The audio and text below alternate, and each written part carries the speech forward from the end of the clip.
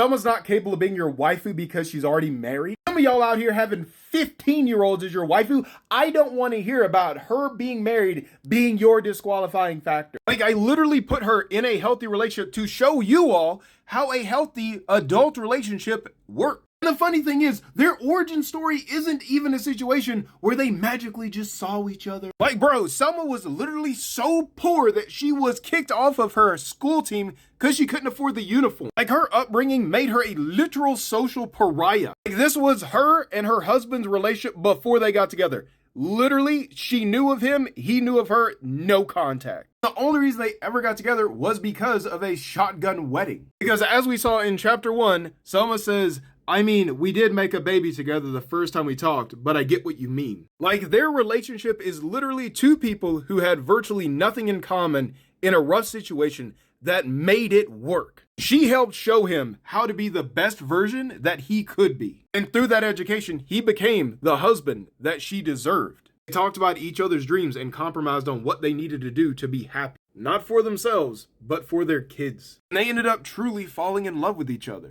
despite each other's quirks. When someone was concerned about his job, could he do something less dangerous? This was his response. Scene.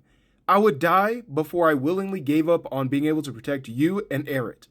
I can give you a safe home and make a difference and set an example of what right looks like. That is the man that when danger was in town, he showed no fear. Despite his own people screwing up and things going really south fast. Guess what? When it really counted, when he stood alone before everyone else, the pompous little high school jock literally gave everything to try to protect his family. When they took his job, his medical, and his severance for that sacrifice, despite feeling defeated, there wasn't any blaming, there was only support, and then they got right back on that horse. Because that's what true working class people do.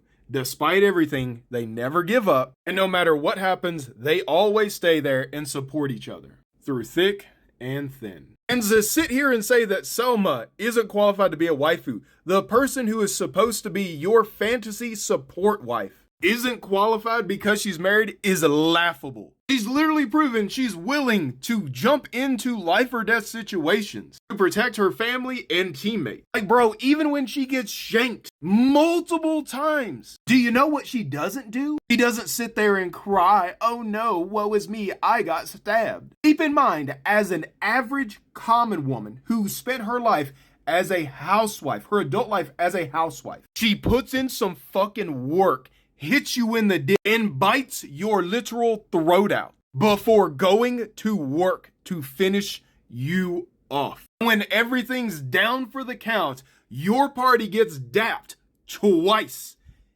and you get roasted. As a commoner, Selma, the common man's waifu, still gets up and is literally willing to give up everything to make sure she comes back to you. To make sure she can do her part to take care of the family. She is the type of woman to literally make a deal with the devil to do what's right. Don't miss me with that bullshit about it. She's not good enough because she's married. Good, she's proven time and time again that she has what it takes to be a good waifu. Because I based her whole ass personality off my wife. My wife is the strongest woman I have ever had the pleasure of running into. And I would not even be a half of the man I am without her. So you damn right, not only is her inspiration the best woman in the world, but Selma is an amazing waifu. And let me address quickly that some of these things seem very traditional, that both the husband and the wife seem very traditional in the sense of their roles. Because The Devil's Deal is a story about redefining yourself and the roles that you decide fit yourself. Despite your upbringing, when given the choice and given the power to make that option, you dictate what you will become. For example, when her husband gets injured, she steps out of the homemaker role and steps into the breadwinner role. And we're going to see how that affects her and the family. Just as the same, when the husband gets injured and he has to step out of that breadwinner role, how does he deal with the trauma and PTSD of losing his arm? How does he redefine his self-worth now that he is no longer the breadwinner? How is he going to handle being a stay-at-home husband? Will he choose to stay at home as a stay-at-home husband?